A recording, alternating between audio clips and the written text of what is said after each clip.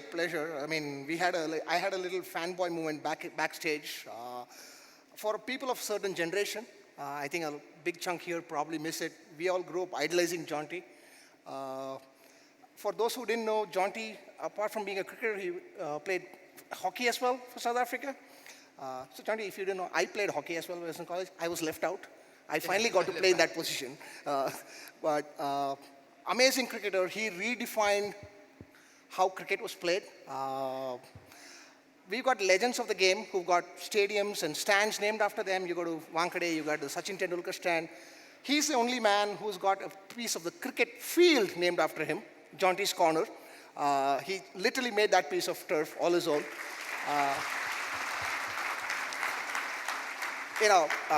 You know the fact that 71% of the Earth's surface is covered by water, he covers the remaining 29%.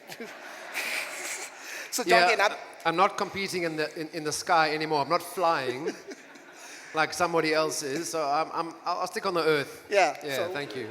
So it's an absolute pleasure. And what we'll talk about, we spoke about this, right? I mean, Jonty redefined how cricket was played, how fielding was approached, the level of athleticism and the fielding that you see today was kind of pioneered by Jonty, and we all kind of grew up watching that. Probably the second most popular South African, I think AB has you beat, at least in Bangalore. You're not going to be able to compete with AB in Bangalore. No contest, understood. So, don't even try, but, right up there. So what Jonty is doing is what he brought to the field and how he revolutionized how fielding was done. He's now doing it in various coaching capacities. So, Jonty, just walk us through a little bit of that, how you are approaching, how shall we put it, the modern way in which the game is applied, not from on the field, but off the field, because that seems to have taken such huge leaps and bounds. Maybe just walk us through that a little bit, your journey. Sure, Anand, thank you. And before I sit down, I don't sit down very well. Cameraman, get me. I'll let you know next time before I jump up. You noticed what I did when I came on stage? So 30 years ago, there was a photographer who took a great picture as I tripped over my laces and I fell head first into the stumps. And fortunately, it was Inzamam ul Haq and he couldn't get back in time. So, and that affected Inzi so much. He set a record for having the maximum of runouts because apparently every time he takes a single, Jonty flashes through his mind. Yeah, I mean, you talk about analytics and what do we do from a coaching point of view. As a team, whenever we spoke about opposition players and their weaknesses and the dismissals and how the plans that we had against them, whenever we played as a South African cricket player against Pakistan, we would always say, when Inzi gives you the first run-out opportunity, don't run him out, run the other guy out. Because Inzi, he'll give you another one later. So. Run the other poor guy out first. So I'm very grateful. I mean, Inzamam literally launched my career. So it wasn't my shoelaces. I didn't trip. I actually ran towards the wickets and realized that he was only 19. He was coming back faster than his reputation sort of had alluded to. And the fastest way for me to cover those last 2 meters was flying through the sky. So literally, I mean, I hadn't practiced that. I hadn't ever thought about when the opportunity comes, let me do this and I'll become a household name. And it was one instant for sure. I mean, they've just had this vote on the ICC World Cup about iconic images or about that. And I need to talk about it, obviously, because that was me. Nobody else will talk about it, so I have to. But it's quite amazing how one piece of fielding just made me a name around the globe, and particularly in India. And it really has. I keep coming back. My family, we landed in Goa, which is why the hair's looking a bit like this, looking a bit wild. But I'm wearing shoes with laces for the first time in a week, because we're now living in Goa for the next 6 months. So a whole family has shifted into India. I mean, I have 2 children who were born in India. Daughter is India, son is Nathan. And it's always interesting because now I'm trying to find out about driver's license and Aadhaar cards. And they say, well, surely your children were born here. Don't they have like citizenship or residency? So no, when they were born, India was 1.3 billion. They said, we have enough, take yours and go. So yeah, it wasn't needed, thank you. But anyway, back to your question, and I'm glad you asked that one, because cricket has certainly grown. I mean, changes in every industry, not just yours. And sport has become an industry. If you think about the dollars that are earned by players and cricket boards, oh no, that's plural, BCCI. Did I say boards? I meant just a board. Yeah, don't tell them I said that. I still want to work in India. I've got to be careful what I say here. But it's been, it's been insane how the game has changed in most capacities. And now from playing, where Bob Wilmer was the first coach that used to sort of flip out a laptop and open that up. And then we as a South African team started analyzing the opposition, mostly Murali, because we couldn't read that damn Dusra. I mean, we had no idea which way he was spinning it. And Bob Wilmer was sitting on the aeroplane, and he was a keen golfer. Not a very good one, but a keen golfer. And because he wasn't very good, he had, I think, a Tiger Woods software program that analyzed your swing versus Tiger Woods, who was deemed to be, I mean, this is sort of mid-90s, the number one golfer at the time. So Bob was saying, if we can use it as a private individual trying to fix my game, why can't I use technology to help my players, one, understand the opposition better, and two, because when you learn cricket, it's a visual thing. So the quicker you can fix something and see what you're doing wrong and adjust it, the faster you will change that habit. So Bob Wilmer and the South African team were one of the first sides that started using technology in cricket, and very, very basically, to the extent that it's got now when, we have auctions at IPL, and a lot of the auction information is garnered from all around the world in different T20 competitions, because it's very specific with regards to the conditions that you play in. I made an example of my friend David Miller from South Africa, who, when the last big auction came at the IPL, not far here in Bangalore, he was not picked up in the first round of the auction. And he had just been named in the ICC T20 Team of the Year. And I got a call from his agent, being South African, say, how can nobody pick up David Miller on day one? And it was very specific on what are his stats in India at an IPL. So technology has been utilized from a coaching perspective, and then the numbers and the data analytics side of things, the matchups that we have, bowlers versus batters, has become a very big part of the game. So while you talk about that, right, I mean, data and analytics in sports is nothing new. I mean, I think cricket is just kind of embracing that. I mean, we were talking about it. If you see any stadium in the US, the level of analytics that go into baseball, for instance, do you want a left-handed pitcher? What's the pitch count?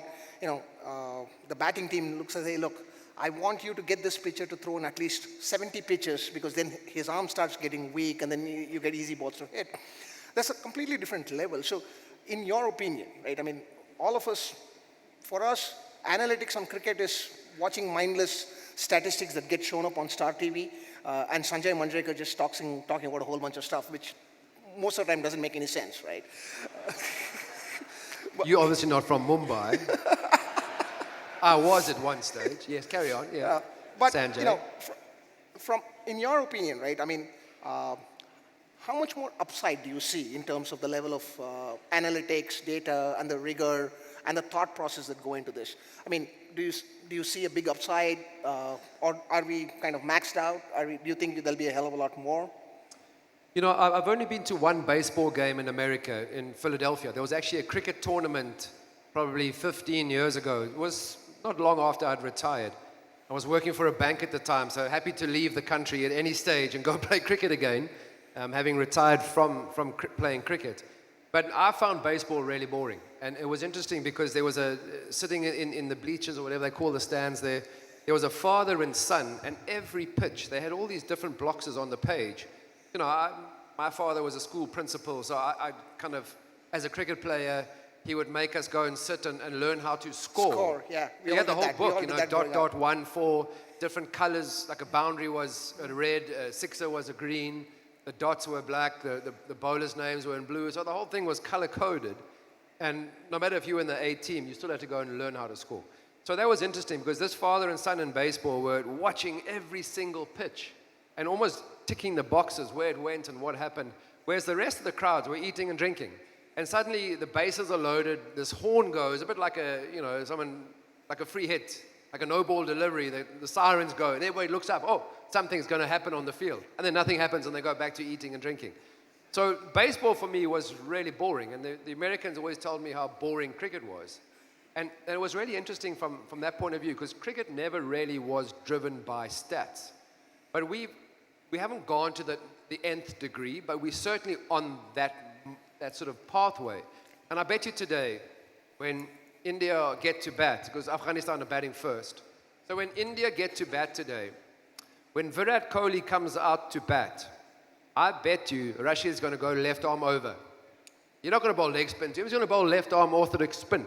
Because the stats say that Virat Kohli gets out against left arm spin more often than not. So that's how it's got to. Someone like a Rashid Khan might say, oh, okay, there comes Virat Kohli. Instead of bowling my leg spin, let me bowl left arm orthodox, because that gets Virat Kohli out. And teams will, when they're playing against RCB in an IPL, when they're playing against India, will try and have, because you've obviously got everybody is important, because India has a whole bunch of players that they can throw out, and you can't just have one specialist player just to get Virat Kohli out, because you've got so many great batters sitting in that lineup as well. But it's got to the stage where we haven't got as far as baseball, but it's not just the individual players. We'll also look at patterns within, because if you think about a T20 game, you have the power play, you then have a middle section, and then you have the death overs. And there is patterns that we look at as coaching staff, because you look at the strike rates within that power play, you look at the number of runs that have been scored in the power play versus the number of wickets maybe sacrificed. So are you a team that then says, okay, we'll put our foot, a bit like Sri Lanka did in 1996. They changed the way cricket was played. Sanath and Kalu, the way that they batted. Yeah. They really did. Everyone thinks T20 changed cricket, but I think the way that those guys played changed the game. So it's very specific too, because there are patterns that then show you that if you score less than 45, sure, you only lost one wicket. But in that power play, if you're trying to set between 180 and 200, you're not going to get there. No matter how good you're in the middle, how good you're at the death, if you don't get beyond that 45 or past 50, or if you go at 65 in the power play, but you lose 3 wickets, you lose so much impetus in those middle overs, because you're now having to rebuild, that you don't get the score at the end. So there are particular patterns that the data feeds us, and the analysts give us that as a coaching staff.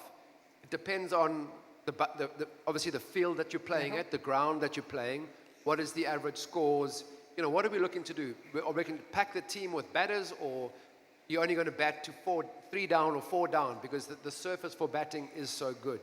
So we've certainly changed from from that 1990 sort of 6 or 7 under Bob Wilmer, where all the other teams just said, what is this guy doing with a laptop? We're playing cricket. We haven't got to the baseball nth degree yet, I think, with regards to analysis, but I still think there's room for improvement or for greater scope with regards to the data that we have. And a lot of that, I think, that we haven't actually tapped into is the personal player data. People, we all have, or not all, a lot of us will have watches that track us throughout the day, from steps and sleep and those sort of things. And you'll see a lot of the cricket players wear these vests that tracks them throughout the match practice, so that the physio, because recovery is as important as training. The intensity of an IPL, the hottest time of the year in India, and these guys train really hard. Yeah, they get paid pretty well. Not all of them get that sort of salary, but these guys train in the hottest time of the year for 3 hours a day, generally for 5-6 days of the week. So as a fitness trainer, as a physiotherapist, the data that we're getting from these players, I don't think that's been utilized well enough. And I think, just the last thing on that point, I think an area where we haven't tapped into, and we saw it during the pandemic, where the players played for 7 to 8 months of the year in a bio bubble. Now, playing cricket at the time, we were all grateful to be back and working again.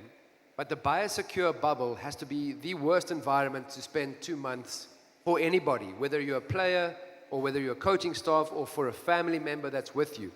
And there's been so many documented cases now of cricket players in the men's and the women's game who've stepped away from cricket because they couldn't handle the stress of it. So we as coaches had to become more than just coaching staff or mentors. We almost had to become family during that pandemic. And I don't think we realized the importance of that role because there was this lack of, not empathy, but just this lack of, sort of family support of the individual players. And what's interesting for me, I'm sort of seeing and reading technology that gives you sort of neurological feedback.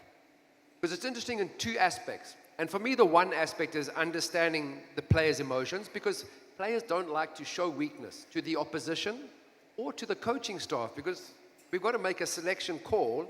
And if you feel a player is not 100% on top of their game because they've said something, then maybe you'll say, okay, let's give them a break and a rest. And the players don't want that. As much as they need it, they don't want it.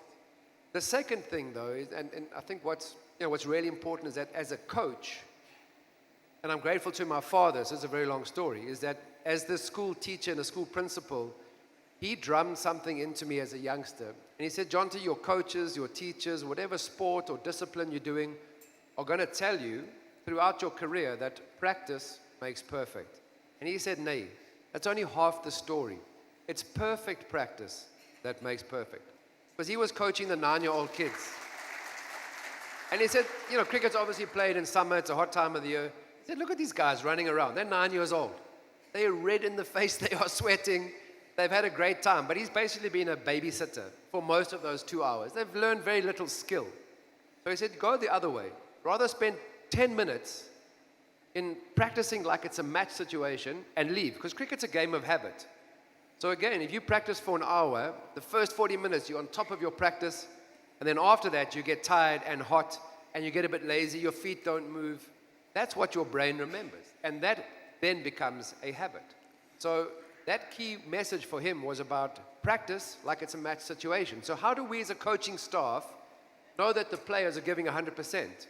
You can't really, because during April, May, and end of the IPL in June, when you step out of the room and you get towards the bus, you drip with sweat. You don't have to exercise. You are sweating anyway, especially if you go to Chennai or Mumbai. Chennai or Mumbai. Yeah, Bangalore, 100%. Bangalore, Chennai, still, you would Bangalore know. still rocks from a weather perspective. You don't sweat that much. So that's the key for us then. How do we know the players are giving 100%? So this neurological feedback can literally train, you can train players to put themselves under mental pressure. One, train them how to handle it. So emotionally, if they're struggling and not feeling on top of their mental game, that's the one thing. But then also tracking their intensity at a practice. Because that for us is a huge thing, is that we need honesty within a team. Because we focus a lot on the process, not the outcome. Because you play, you lose, you win, you lose, you play, you win, lose. And how do you, keep this emotional keel? Because we know at an IPL, Afghanistan versus India now, Kohli and Naveen Ul-Haq. There was some interesting with Gigi as well as our mentor. There were some interesting things that happened on and off the field. And, so how do you keep players on this level, sort of emotional plane with the ups and the downs and the pressures of the game? You can't track that. So that for me, I think is an area, that sort of feedback, that sort of data on the personal side of the player, I think is where we can take cricket to the next level. Brilliant. So, Brilliant. Yeah, I don't think we've got there yet. That you did ask me, where are we? Where do you think? Yeah, it's a long answer. Sorry about that, Anand. Yeah. No, well, that's the whole idea. I mean, it's all about you, Jonty. So I just ask very short questions, you give long-winded answers. That's how the format Perfect. works. Right? So one of the things you spoke about the software aspects, the physiological aspect of the player, right? And I want to touch upon something that probably a lot of people here as practitioners are facing it. I face it. It's even in business, right? I mean, we go back and we build models, we analyze situations. Now, cricket and sport in general, right? I mean, is something that where the individual accomplishment is fated, meaning that, people are made celebrities because of their individual assignments, whether it's diving for the wicket or, hitting Harris Ruff over his head for a six.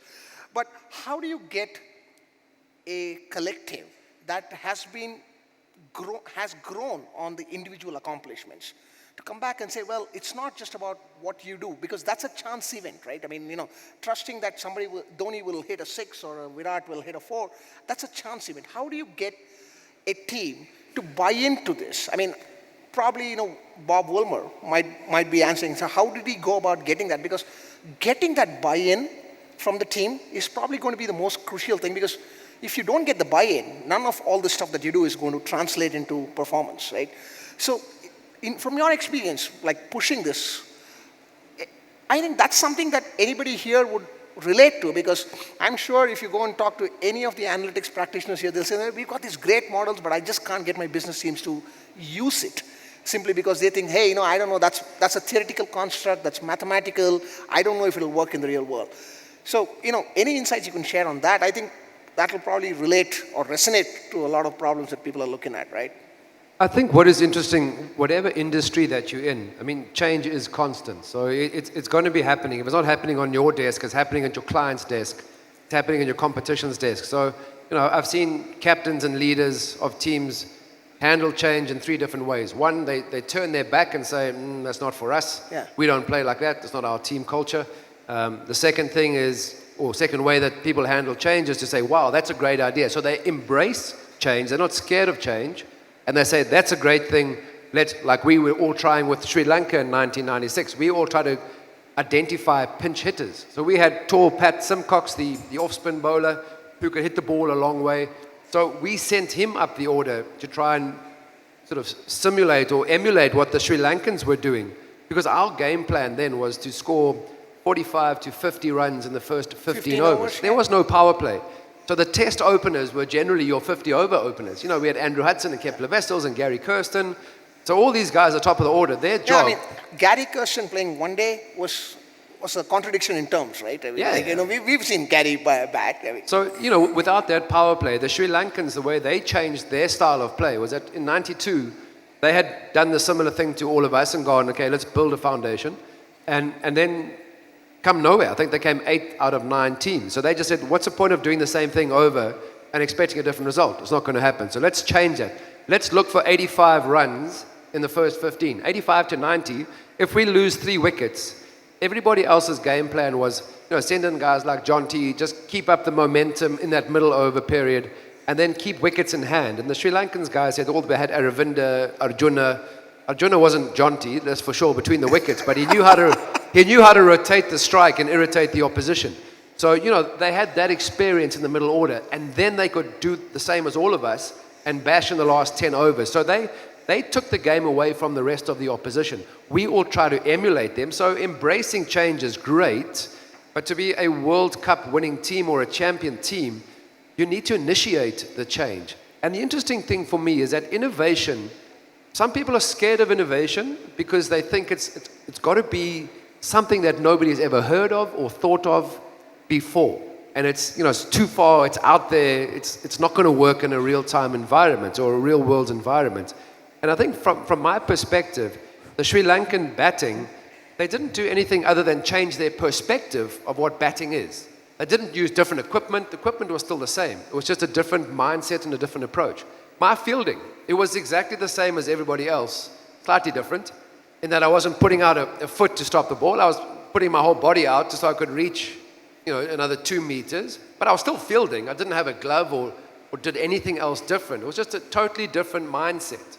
So the key there from my perspective is now as a coach is that we're trying to encourage people to step out of their comfort zones, is that they need the freedom to fail. Okay, that's honesty required though, because you can't just say, okay, Jonty says go and if you fail, it's fine. We look at the process and not the outcome. So, and the process is just not the game. The process is how they practice. I keep going back to this perfect practice. If I've had a player who's been dodging my fielding practice and he's managed to avoid me by walking around the back of the ground into the dressing room, and he makes a mistake in the field, one, I'll look at obviously his technique and what he did. And secondly, I'll remember in my kind of notes that I've made that was he absent or was he very present at the fielding practice?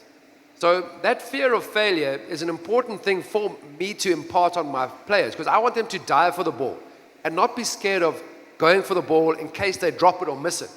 If they stand there and let the ball go past, they got to know that I'm making a mental note or note in my notebook just going, hey, let's go back to that ball and look at it. Why didn't you go for the ball? No, because, I don't know if I could have stopped it. I go, well, now we'll never know. Because if you don't go, you'll never know. So the key there is the support, though. So it's all very well saying, here, do this, or here, utilize that.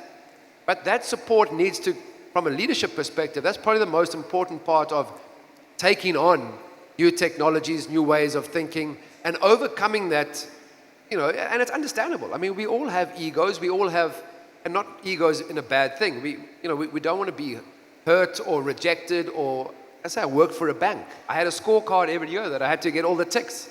And I didn't get all the ticks. And sometimes it was because the guy in home loans didn't reach his target. So, the leads that I'd passed on to him, he didn't score. So out of my control. So that embracing technology is great. But that innovation, as I said, that keeps you ahead of the field. But the Sri Lankans, can you imagine if Sanath had gone out there for the first 3 games and been told, hey, go there and just play. You see the ball, tuck, hit it. I mean, he was aiming over long off. It was thick edge for 6 over third man. None of us had seen that before. Yeah. But imagine if he had gone there for 3 games and then got dropped because he got 15, 12, and 16, and he only faced 4 balls or 6 balls in his maximum World Cup. And the coaching staff and the captain had said, no, sorry, you're now dropped. I mean, what would that have done for not only his morale, but the whole team's morale? So they backed him. They gave him that freedom to fail. But it wasn't just a case of going, okay, we're not going to be bothered about the end result. Yes, the outcome is important. The results are important. But we really were focused on the process. And the buy-in came from the leadership and the management. Now, we as coaches, if somebody drops the ball, misses the ball, as I said, as a fielding coach, I'll look at their technique. If there's nothing wrong with the technique, and it'll tell me a lot about their awareness, where they're expecting the ball, just by looking at their body position when the ball is hit. So I know if they're thinking about the last ball that they bowled in their last over that went for a boundary. So that is, I think, it's a massive task for all of us, especially if we are in management or leadership positions. And remember, you don't have to be the captain to be a leader. I mean, I was the captain of the fielding, and I had no credentials other than I was the busiest guy on the field. And my captain, Hansi Cronje, said, Jonty, you are better than me at fielding. If there's anything that you can find that'll fix us or make us better in the fielding department, you run with it. So it was really, really important that sort of support as a leader, as a captain of whatever you're doing. You empower the people within you and within your group or within your team to make those sort of decisions and take that sort of responsibility. But that ownership is important. And I think that's where that teamwork, we spoke about it before, it's individual performance, it's honesty. And it's not about honesty between me and you as a teammate. It's about honesty between me and myself. I know if I haven't quite done everything that was asked of me, or I haven't quite done the preparation that I should have. So that honesty within a team culture, if you can create that is absolute gold dust. And I think there are a few captains around the world who have managed to get that right, because there are some great players out there. And I keep going back to a South African World Cup. We haven't yet won one, but we've had great teams at times. So, what is it that's just holding you back? So as a captain of your team, and, you can still be a leader without being somebody titled a CEO or whatever it is in the industry. So just remember that. Okay, and I think just the final thing for me too is that I have my encouraging words to the players. It just saved me 1 run. You think of how many T20 matches go down to the last ball. There's a count. Again, data and analytics. Last year, IPL, the game was won or lost on the last ball in 10 occasions, including the final. So imagine, you think of Rinku Singh, 5 sixes. What an incredible over. All I ask my players is that everybody save me 1 run, ek run. Because if you're the bowler bowling that last over, and everybody has saved you 1 run, those extra 11 runs, include the wicketkeeper, ball comes off the pad. Those 11 runs are gold dust. So too often we want to do the sexy stuff and hit that last ball for 6, or the last 5 balls for 6, or bowl the last ball for an in-swinging Yorker that knocks the stumps out. But for me, it's a case of going, that 1 run, if somebody dives on the field and they pull the ball back from the boundary, they still run 3, he saved 1 run. That has contributed to the team. So as management and as leaders and as a fielding coach, I will go quietly and I'll thank that person for their one run. And that I think is important because with those egos, the best way to bring people up is just to recognize and just say, hey, I saw that. Thank you for that one run contribution. Make sense? Absolutely. So, 2 points I caught on, right? One is, don't wait for the $1 million idea, find $1 million $1 ideas. That's how you make it big, right? So if you're going to wait for that $1 million idea, you're going to be waiting till the cows come home. And I think Wayne Gretzky was the one who said what you alluded to, right? You miss 100% of the shots you don't take, right? So if you don't try, you're never going to do anything. So fear of failure, got to get it out of the system. If you can't get it out of your organizational psyche, you're not going to be able to do anything earth-shattering. Try it. And I think Bhaskar is indicating time's up. And we said we'll leave some time for audience questions. I'm not going to run through all of this, but I will have to ask you one question. Since you spoke about Virat and RCB and left arm spin, what have you guys done? Stop doing it.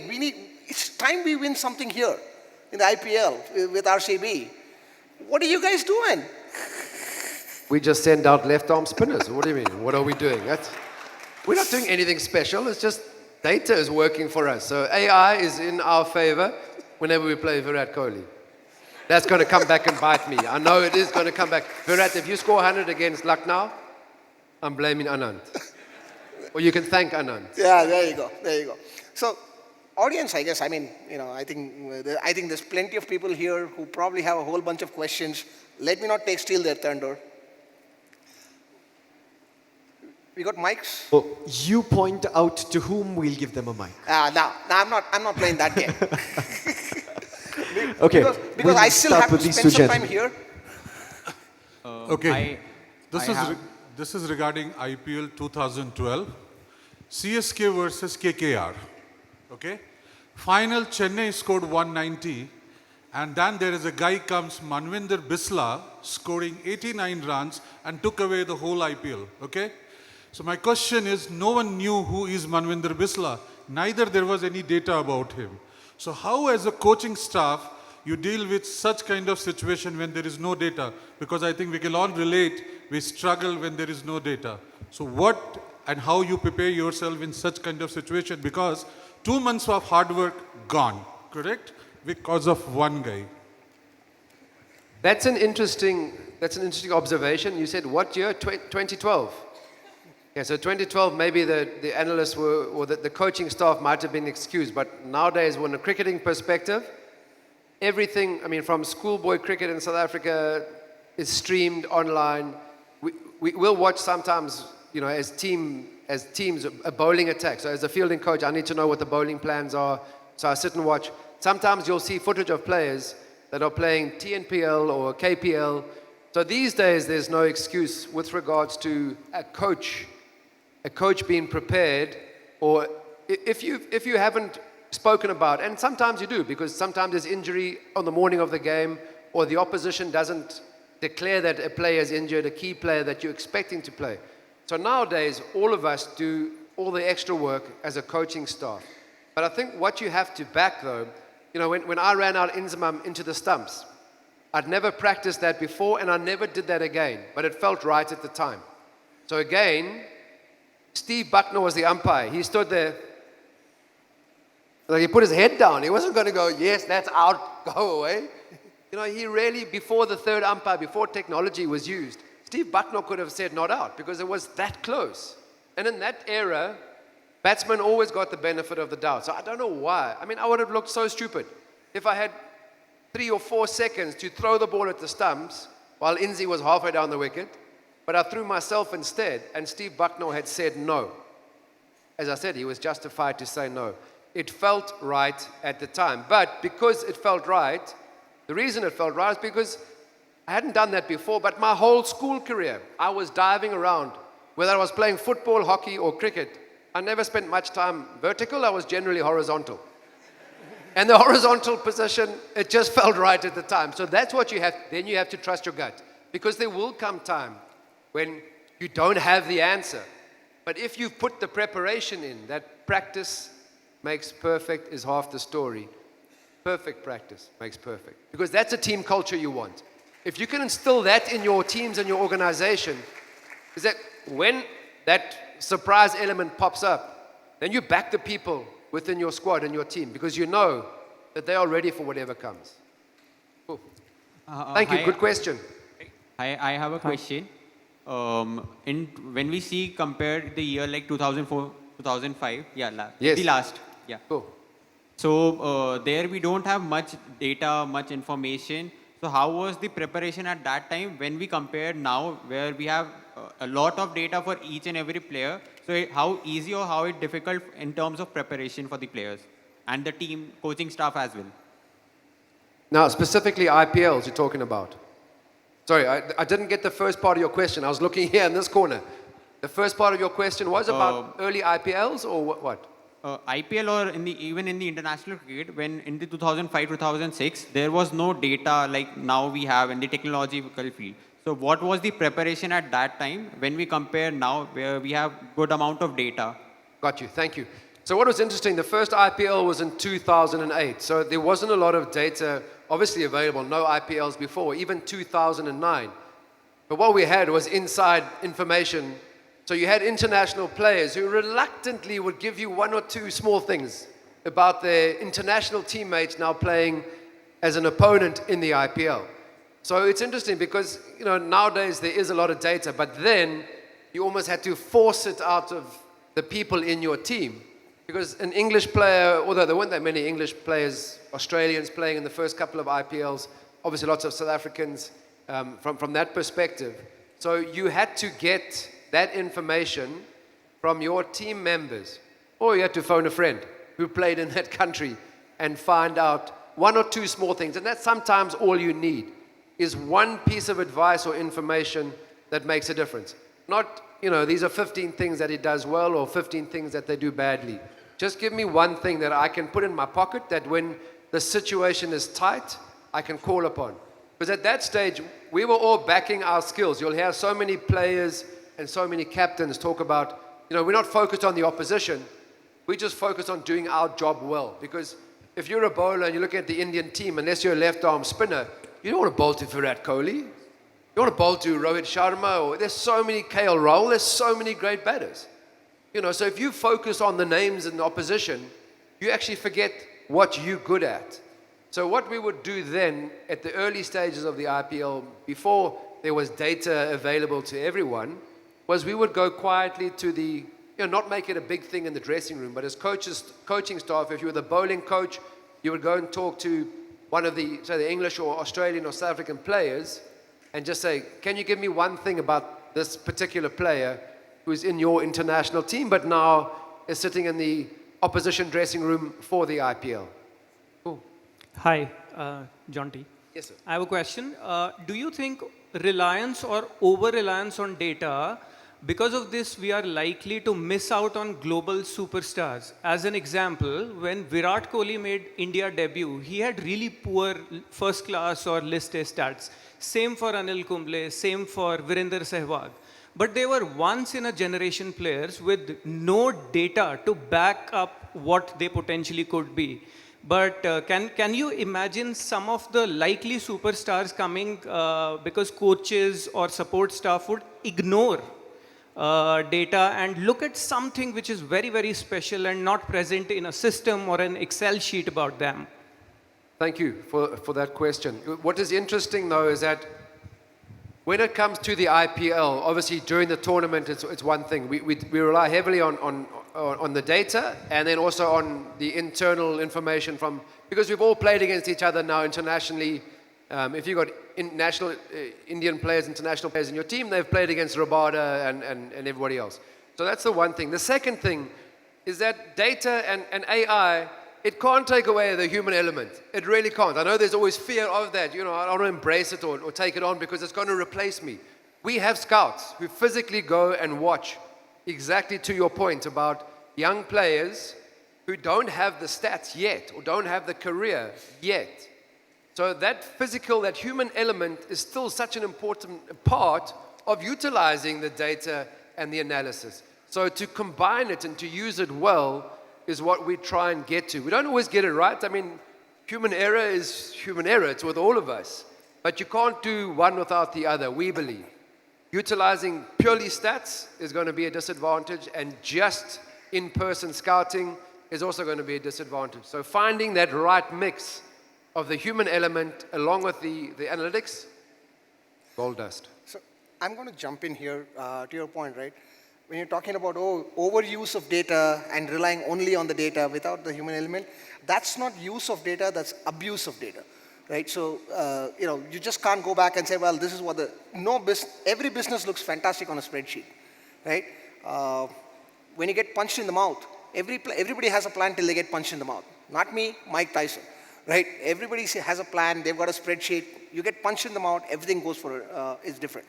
So, to this point, right, you have to figure out how to use the data to augment the insights that you already have, right?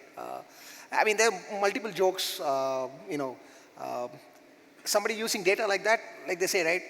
They use it like how a drunkard uses a lamppost for support, not for illumination, right? So, so again, can't depend just on the numbers. Hello, yeah, Vanji here. Just building on that conversation a little bit. Who's the guy with the... I am the guy with the mic, I'm here. No, I'm just saying, the person handing out the microphone is very lazy. All right. Yeah, I mean, All those are heavy hitters in the corner there. I don't know what it is. We got a selection bias here. All right, okay. So shall I, you're good. I'll quickly finish the question and then we'll go to probably the women on the other side. Yeah, we need diversity. All right, so the question is just building on what has been asked already. So there are two components to a game, right? Because sports is human excellence. There are, of course, players and there are viewers. So there is an element of like what you talked about in Zamamar, when Dhoni says, okay, this is the bowler who is going to bowl, and he goes by his instinct and many years of experience, not really relying on technology. There is a huge element of fun watching that, right? Wow, that's great decision. But if it's all technology, right, and what about the viewers, right? It takes the fun out of the whole cricket a little bit, right? What do you say about that? Technology takes the fun out of cricket. Was that the question? Yeah, I haven't seen that yet, or I haven't experienced it, fortunately. I don't watch too much television. Obviously, we're on the wrong side of the camera when you're at the game. I mean, we do get to watch. I mean, what you're seeing as a spectator, there's a lot of information on the screen these days, and replays and graphics. And I think we as consumers have become accustomed to this abundance of information. And I think at this stage, as I said, it hasn't destroyed cricket for me. Maybe I don't watch enough cricket. I don't have a television, believe it or not. Probably why I have 6 children. But it's a case of just saying, cricket is a game, and it's not baseball, because yes, baseball and stats, I mean, every pitch that is thrown, it's over, underneath the bottom of the screen, there's all the stats and all the stuff that's going on. So I haven't yet got to the stage or seen or heard that there is too much information and data and it's taken away from the fun element. Because the human error, I mean, that's what's so great about cricket. You can have all the information in the world, but human error is going to mess it up and make it look ridiculous at times. So what I think with Dhoni is that he has a great plan, not because of analytics, but he also got a great gut feel. And that's the human side of the game. There's so many instances where the human spark has kind of run against the odds. And that, I think, as we as consumers, we love to see that. Because A, we love an underdog. So South Africa at the World Cups, we are underdogs for sure, because data will tell you that we are crap at ICC World Cups. Haven't yet won one. So we enjoy that sort of thing. So data will tell you one thing, but hey, we've got a gut feel about something else. And that's why, in my perspective or my mind, data and analysis, it's not, I mean, you'll hear, we'll sometimes in team talks go, okay, paralysis by analysis. Too much information is not always a great thing. But I'm yet to experience that, other than in some team meetings. Like this one, right now. Sorry, Anand. Jonty, wrap it up. Could we have a round of applause to the two gentlemen on stage, please? Unfortunately, we have run out of time. This is day 1 of Cypher 2023. Thank you all, gentlemen. Mr. Anand, may I request you to please take your seat in the audience, and Mr. Jonty, if you could kindly stay on stage, that would be fantastic. All right. Pleasure, mate.